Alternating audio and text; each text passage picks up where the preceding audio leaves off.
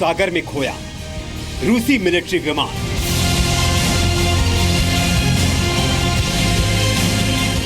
क्या ये सिर्फ एक विमान नहीं, रूस के सीरिया जश्न का क्रैश है?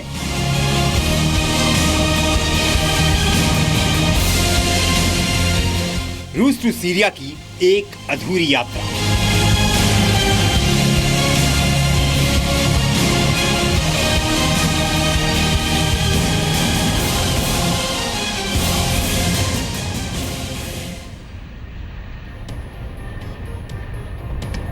नमस्कार, आप देख रहे हैं जी न्यूज। आपके साथ हूं मैं रुबिका लियाकत और इस वक्त आप अपनी स्क्रीन पर एक प्लेन को देख रहे हैं।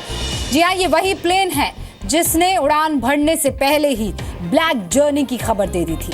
कल जब पूरी क्रिसमस की खुशी में दुनिया डूबी हुई थी, रूस के लिए तब एक बुरी खबर आई। रूस के एक विमान की उड़ान ब्लैक जर्नी साबित हुई। जी हाँ, यही वो विमान है जिसकी ये जर्नी ब्लैक साबित हुई। ये विमान रूस के मिलिट्री बैंड को लेकर, जो अब से कुछ ही देर में आपके सामने स्क्रीन पर होगा, ऐसा ही एक बैंड, ये देखिए सामने, इस बैंड को लेकर सीरिया जा रहा था, जहां उसे नए साल पर परफॉर्म करना था। रूस के राष्ट्रपति व्लादिमीर पुतिन ने हादसे की जांच के आदेश दे दिए हैं, लेकिन सीरिया के लिए निकले विमान के हादसे पर पूरी दुनिया, आप समझ लीजिए, अलर्ट हो गई है।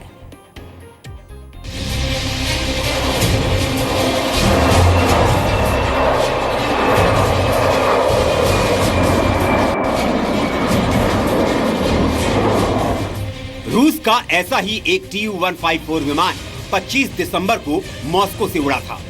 उसकी यात्रा सीरिया तक थी। मॉस्को से उड़ा वो Tu-154 विमान ब्लैक सी के पास सोची के एडलर इंटरनेशनल एयरपोर्ट पर रुका था ताकि उसमें ईंधन भरा जा सके। लेकिन सोची से सीरिया के लटाकिया तक विमान की ये यात्रा पूरी न हो सकी। इस विमान में कुल 92 यात्री थे, जिसमें सभी की मौत हो गई। इन यात्रियों में रूस की सेना के आधिकारिक बैंड अलेक्जेंड्रोव एंसेंबल के 64 सदस्य सवार थे। इन 64 सदस्यों में मिलिट्री बैंड के डायरेक्टर वॉलेरी खालीलोव शामिल थे। साथ ही 8 सैनिक, 2 ब्यूरोक्रेट और 9 पत्रकार भी विमान हादसे में मारे गए।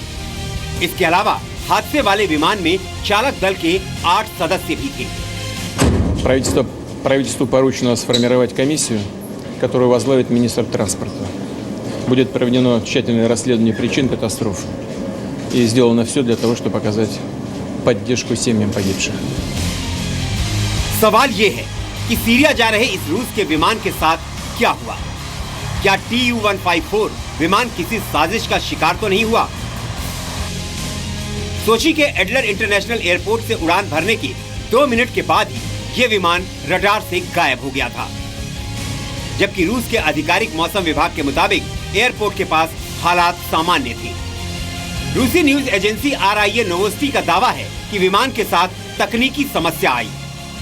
इस बीच रूसी मीडिया में कुछ आवाजें भी जारी हुई हैं, जिनमें एयर ट्रैफिक कंट्रोलर्स और दुर्घटनाग्रस्त हुए विमान के संचालकों के बीच की बातचीत को सुना जा सकता है। इन आवाजों से ये साफ हो जाता है कि रडार से गायब होने से पहले तक विमान में किसी किस्म की भी हलचल नहीं थी। लेकिन रूस के लिए ये सच जानना जरूरी हो गया है कि उसके सीरिया मिशन पर जा रहे विमान के साथ क्या हुआ, और इसके लिए जरूरी है कि विमान के मलबे को पूरी तरह से ढूंढ निकाला जाए। अभी तक हादसे वाले विमान के मलबे का कुछ हिस्सा सोची तट से 1.5 किलोमीटर दूर ब्लैक सी में 165 से 230 फीट की गहराई में मिला है। वहाँ तेल की मोटी परत देखी गई है। С аэродрома Адлер после взлета в 5 часов 27 минут пропала отметка с радаров самолета Ту-154 Министерства обороны России. На борту находилось 8 членов экипажа и 84 пассажира. Это военнослужащие вооруженных сил, а также विमान में सवार रहे रूसी सेना के बैंड अलेक्जेंड्रोव एंसेंबल को खमेमिम एयरपोर्ट पर नए साल पर परफॉर्मेंस देना था। खमेमिम एयरबेस सीरिया में रूस के मिलिट्री ऑपरेशन का मुख्य बेस है, जहां से वो असद विद्रोहियों पर सैन्य कार्रवाई को अंजाम देता है। अलेक्जेंड्रोव एंसेंबल का गठन 1928 में सोवियत युग में हुआ था। इस ग्रुप में ऑर्केस्ट्रा और डांसर्स शामिल थे। इसे रूस में रेड आर्मी क्वायर कहा जाता है। जाहिर है कि रूस को नए साल से पहले एक बड़ा झटका लगा है। अगर इसमें साजिश की रत्ती भर भी आशंका उजागर हुई तो नया साल विस्फोटक होगा। शायद रूस सीरिया की असद सरकार के लिए निर्णायक लड़ाई का ऐलान कर दे। ब्यूरो रिपोर्ट, जी मीडिया। रूस के दुर्घटनाग्रस्त विमान में डॉक्टर लीजा भी सवार थी। डॉक्टर लीजा मानवाधिकार कार्यकर्ता के तौर पर पूरे के पूरे रशिया में मशहूर थी और रूस की सरकार उन्हें इनाम भी दे चुकी थी। डॉक्टर लीजा के अलावा इस विमान में हादसे का शिकार हुआ हर शख्स रूस को बेहद प्यारा था। हादसे के बाद मॉस्को के लोग मिलिट्री बैंड के मुख्यालय और डॉक्टर लीजा के चैरिटी फंड फेयर एड के मुख्यालय के बाहर अपनी सिंपैथी, अपनी सांत्वना जताने के लिए इकट्ठा हो रहे हैं। तो हादसे का शिकार होने वाला विमान Tu-154 रूस के एविएशन इंडस्ट्री में खास अहमियत रखता था ये विमान, लेकिन ये विमान कई बड़े हादसों का शिकार बना भी है इससे पहले। ये 6 साल पहले की तस्वीर है। अप्रैल 2010 में रूस का एक Tu-154 विमान पश्चिमी रूस के स्मोलेंस्क में हादसे का शिकार हो गया था। विमान में 96 लोग सवार थे, जिनमें पोलैंड के तत्कालीन राष्ट्रपति लेच काचिंस्की भी शामिल थे। जाहिर है दुनिया की ये एक बड़ी घटना थी जो आज भी लोगों को याद है।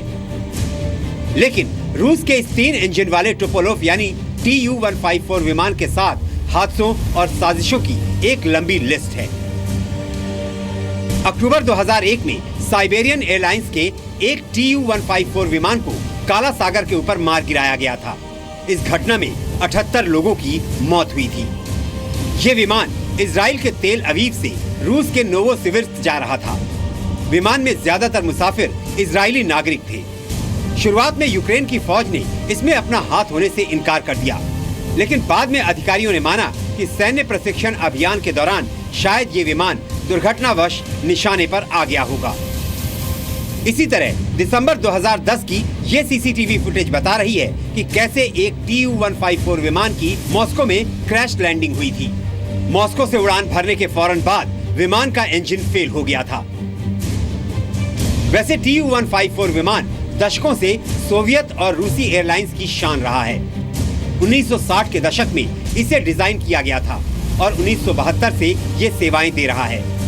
1986 में नए इंजन और उपकरणों के साथ इसे आधुनिक बनाया गया। ये विमान 39 बार बड़े हादसों का शिकार हो चुका है। कई हादसों के पीछे तकनीकी समस्याएं और मौसम वजह रही है, लेकिन लेबनान, जॉर्जिया और अफगानिस्तान में रूस के मिलिट्री ऑपरेशन के दौरान Tu-154 विमान साजिशों का भी शिकार हुआ है। 21वीं सदी की शुरुआत से Tu-154 विमान फेज आउट किए जाने लगे। अभी करीब 50 Tu-154 विमान ही सेवा में हैं। ब्यूरो रिपोर्ट, जी मीडिया।